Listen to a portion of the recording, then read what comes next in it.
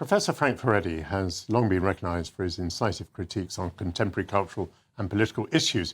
In his latest book, titled Why the West Must Fight for Its History, he argues that we are currently facing a profound crisis of identity, exacerbated by the growing trend of historical revisionism. And he joins me now. Welcome to GB News. So would you like to set out, as briefly as possible, the argument in your book? My argument is basically that increasingly cultural conflicts are about the past, rather than simply about what's going on now. And I became aware of the fact that just about every dimension of our past, our legacy, our cultural achievements, is now being rendered toxic by a systematic attempt to contaminate who we are, where we come from. And to me, that's a very dangerous development. And what's also very dangerous is that all of our cultural institutions, the schools, universities, museums, are going along with this. And there's very little resistance to this whole process. And if that continues, then, in a sense, people growing up in today's world will feel a sense of shame about their nation, about where they come from. Very good. That's an excellent summary. I suppose sometimes it is appropriate for a nation to feel shame. And I'd like to put to you a couple of thoughts. I mean, when I've been to China, and I found that Mao Zedong is on the banknotes and that his portrait is in Tiananmen Square, I'm simply horrified. I believe that Mao was responsible for the deaths of about 50 million Chinese by manufacturing a famine. So there are some statues, there are some portraits, there are some aspects of history that ought to be toppled. Yeah, I think you're right.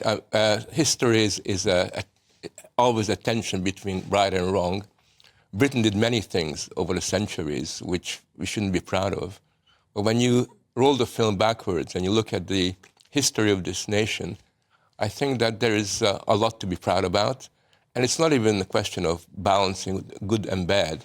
It's simply having an honest understanding that these achievements, from the Magna Carta onwards, are historically important. You cannot have an idea of tolerance without the contribution of someone like John Locke. You cannot have a sense of technological progress without the Industrial Revolution. So the way that I look at it is, let's have a good account of what Britain has done, but do that objectively rather than go out of your way to make ourselves feel guilty for being British. Yes, fair enough. But then perhaps some things should be denounced or even toppled. I mean, you rather deride the idea that someone could feel pain or offence or grievance from, let's say, a statue. But in the same way as I wouldn't want to see a statue of Adolf Hitler in Germany, why should we want to see a statue of, I think his name was Thomas Colston, the slave owner who was a great philanthropist in Bristol and whose statue was torn down and thrown into the dockyard. I mean, even if we acknowledge that much of British history has been excellent and virtuous and that the Enlightenment has been a marvellous thing, on all of those things, why should we object to an objectionable statue coming down? Well, we can have a discussion about the role of Colston in the history of Bristol. And I'm not against, in principle, about concluding that this statue should be placed somewhere else. I think all statues should be preserved. They may be put in a place that's in a museum rather than in the middle of Bristol. But what I really objected to was that the people who tore down the statue behaved as if they were a lynch mob. Yes. And they behaved as if they were literally lynching this person, and they were kicking that statue, and they were laughing.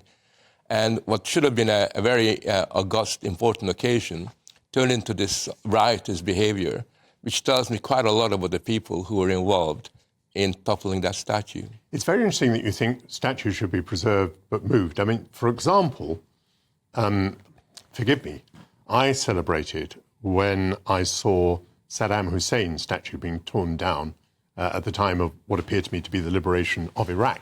So was I wrong to feel joy about that? I mean, should all Saddam's statues be in storage somewhere? Should all Hitler's statues be in storage somewhere because they are historically relevant? I'm not arguing that. What I'm arguing is that there have been statues that have been around for a very, very long time, centuries.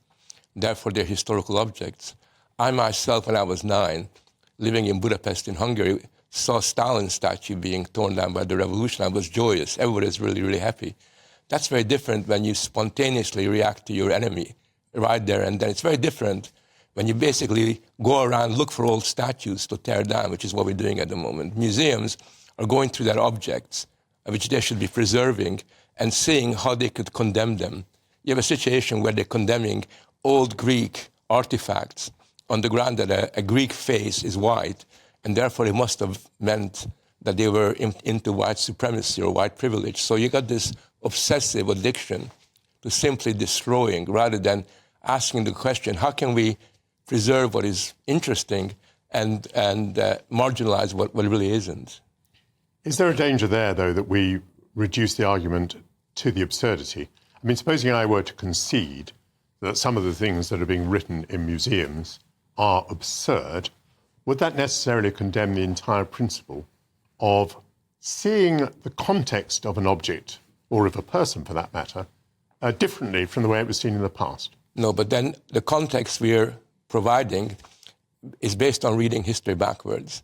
So basically, you have a situation in the National Gallery where they're saying that Constable's painting or an idyllic rural scene should have a sign on it that says that Constable ignored grinding poverty.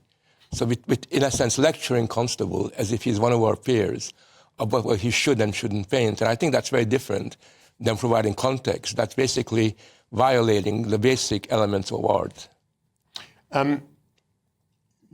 You see a particular danger in this controversy about history.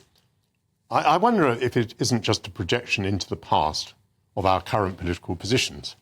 So, in other words, I, as a conservative, have a feeling about the Enlightenment or the British Empire or whatever, which may be different from a socialist view of those things. Is much more happening than that people on different wings of politics look at history and see different things there? Well, what you describe is quite legitimate, and that's always happened. But today, as I argue in my book, we've eroded the distinction between the present and the past. There's no temporal boundaries. So what's being done is we're lecturing and correcting people that lived before. So we have people rewriting Shakespeare on the ground that we got to make his words, his language, more racist to bring out his hidden racist assumptions. That is arrogant. That is basically telling the world that I know better than Shakespeare did what was really inside his head. And that kind of basically fixing the problem of the past in the 21st century actually evades the problems of our time. But worse still, it's kind of a colonization of the centuries. It's kind of colonizing people that haven't got the ability to answer back. Shakespeare hasn't got the ability to answer back to his critics in the 21st century. I wonder if we're also seeing a bit of balancing here. I mean, at the beginning of this programme, I mentioned that it's Battle of Britain Day. And the British are still quite obsessed with the Second World War.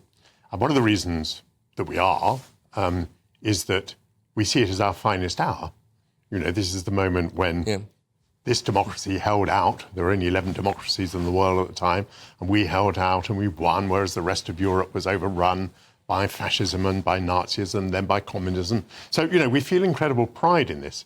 And not many people have criticised that position. This has been a kind of national psyche which has existed all of my life and which still seems quite strong. I mean, if you look at the television schedule, huge numbers of programmes are still about the Second World War because it makes the British feel good about themselves.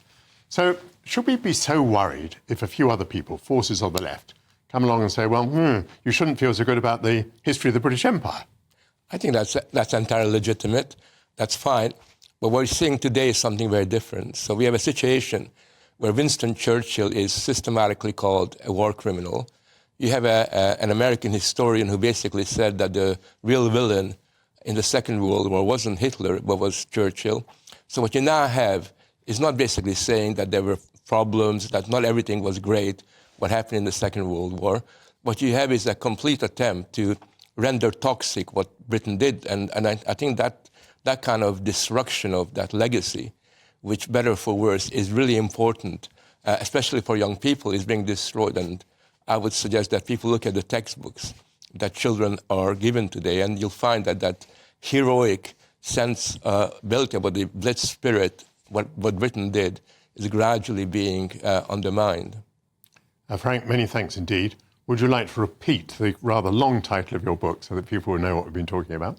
So the book is called The War Against the Past, Why the West Must Fight for Its History.